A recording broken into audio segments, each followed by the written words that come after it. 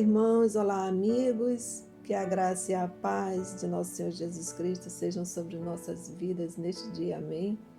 O nosso cordial bom dia a todos. Hoje, terça-feira, 13 de julho, estamos aqui com gratidão no coração, trazendo mais um tema da lição da Escola Sabatina. O tema de hoje vem tratando sobre ambição. E, como todos os dias fazemos, antes de nós iniciarmos o estudo, nós fazemos uma oração, né? Então hoje a gente vai orar novamente. Oremos. Santíssimo Deus, Pai, Criador dos céus e da terra, louvado e exaltado seja o seu nome por toda a eternidade, meu Senhor. Pai de amor, quão grande és tu e quão infinitas são as suas misericórdias para conosco. Obrigada, meu Senhor, pelo seu perdão. Obrigada, Senhor Deus, por esta oportunidade que estamos tendo de estudarmos, Senhor Deus, a sua palavra, de compartilharmos, Senhor Deus, esses conteúdos com nossos irmãos e amigos. Obrigada, meu Senhor. Fique conosco, que o seu Santo Espírito venha nos instruir, venha nos auxiliar no entendimento e na compreensão de tudo que iremos estudar. Pedimos em nome de Jesus, Senhor Deus, que as suas bênçãos venham ser sobre nossas vidas e dos nossos irmãos, nossos amigos, dos nossos familiares. Que a sua misericórdia venha ser derramada sobre cada um de nós e que nós possamos estar guardados e protegidos neste dia pelo poder do teu Santo Espírito. Que seus anjos venham ser nossos companheiros, que venham estar à nossa frente, Senhor Deus, nos guardando e nos livrando de todos os males. Nós pedimos orando e agradecendo em nome de Jesus Cristo, que vive e reina por todo sempre. Amém. O tema ambição. Ontem nós estudamos sobre o egoísmo e fomos lá no dicionário, encontramos o significado. Hoje também fomos ao dicionário e encontramos o significado da palavra ambição, que nos diz que é um forte desejo de poder ou riquezas, desejo de honras ou glórias e, por final, cobiça. Então, iremos aprender neste estudo de hoje que o apego às coisas desta vida e a ambição mórbida, a ambição doentia, né? Ela é prejudicial à nossa fé, à nossa mente, à nossa saúde. E iremos estudar a última semana do ministério de Jesus antes de sua morte. Iremos ver que a inquietação e a ambição levam as pessoas a fazer e dizer coisas imprudentes. E não foi diferente com os discípulos. Vamos ler Lucas, no capítulo 22, dos versos 14 ao 30, que nos diz assim: Chegada a hora, pôs-se Jesus à mesa e com ele os apóstolos. E disse-lhes: Tenho desejado ansiosamente comer convosco esta Páscoa, antes do meu sofrimento. Pois vos digo que nunca mais a comerei, até que ela se cumpra no reino de Deus. E tomando um cálice, havendo dado graças, disse: Recebei e reparti entre vós. Pois vos digo que, de agora em diante, não mais beberei do fruto da videira, até que venha o reino de Deus. E tomando um pão, tendo dado graças, o partiu e lhes deu, dizendo: Isto é o meu corpo, oferecido por vós. Fazei isto em memória de mim.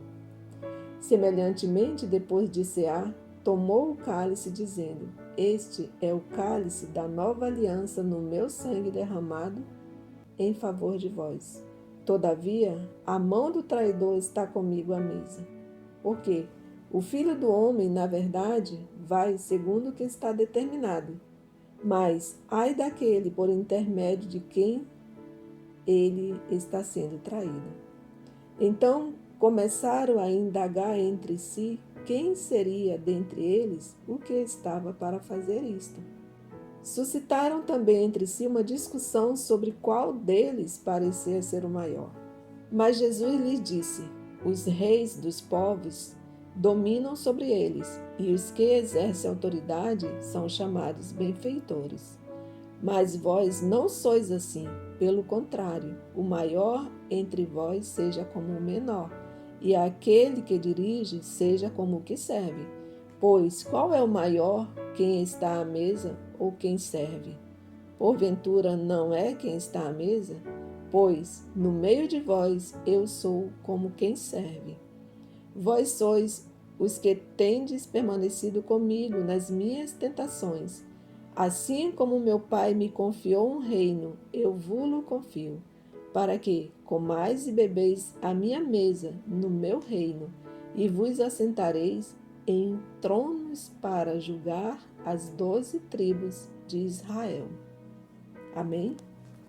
Ao ouvir os discípulos discutindo naquela solene refeição sobre quem deveria ser considerado o maior, Jesus os chamou para junto de si e disse: Vocês sabem que os governadores dos povos os dominam e que os maiorais exercem autoridade sobre eles.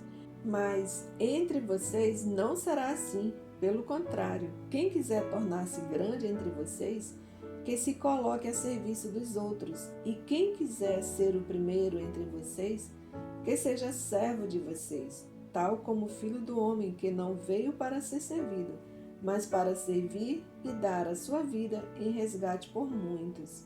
Conforme Mateus 20, dos versos 25 ao 28.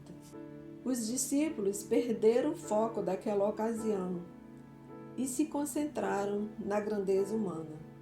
E por que será que aconteceu isso? Certamente porque os corações de todos eles estavam cheios de ganância. Por essa razão, eles perderam o foco do significado daquele momento solene com Jesus.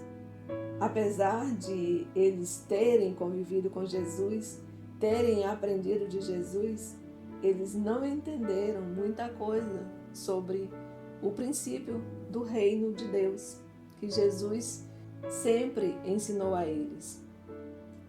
O princípio deste mundo é ter, o princípio do reino de Cristo é dar. O princípio deste mundo é a autopromoção, o princípio do reino de Cristo é a abnegação.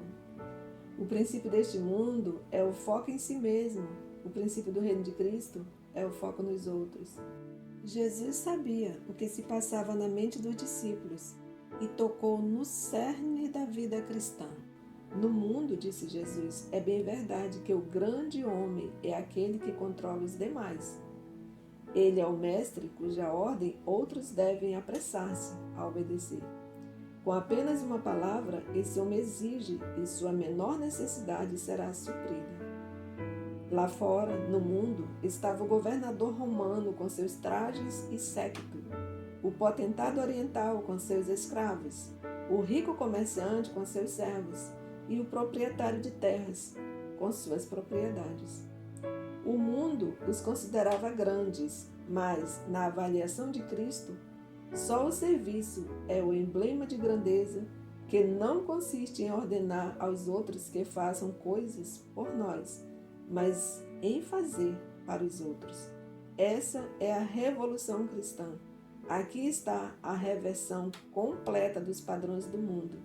Eis um novo conjunto de valores. Amém?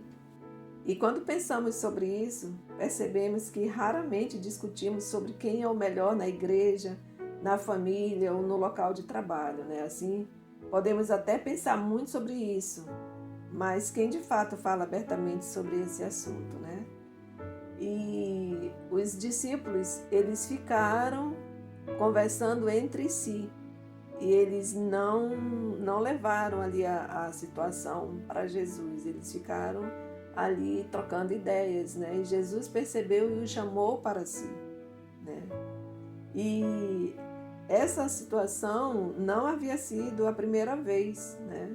Nós vimos também em Mateus 18:1, que relata que os discípulos trouxeram a Jesus uma pergunta semelhante, porém de maneira abstrata.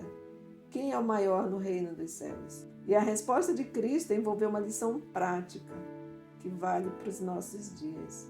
Depois de chamar uma criança e a colocar no centro do grupo, ele explicou, conforme está em Mateus 18:3, que, em verdade, lhes digo, se vocês não se converterem e não se tornarem como crianças, de maneira nenhuma entrarão no reino dos céus. A conversão, irmãos, é fundamental para encontrarmos o descanso em Cristo. Não há outro caminho. Precisamos de ajuda externa. De repente percebemos que não podemos depender de nós mesmos, mas precisamos confiar em Jesus. Vivenciamos uma transformação de nossos valores e ambições. Jesus disse, confiem em mim e dependam de mim como esta criança. E quando Jesus realiza esta última ceia, ali com os discípulos demonstram que eles não haviam aprendido a lição. Eles não haviam aprendido que a verdadeira grandeza é abrir mão de seus direitos e abraçar os valores do reino. As suas disputas e rivalidades arruinaram.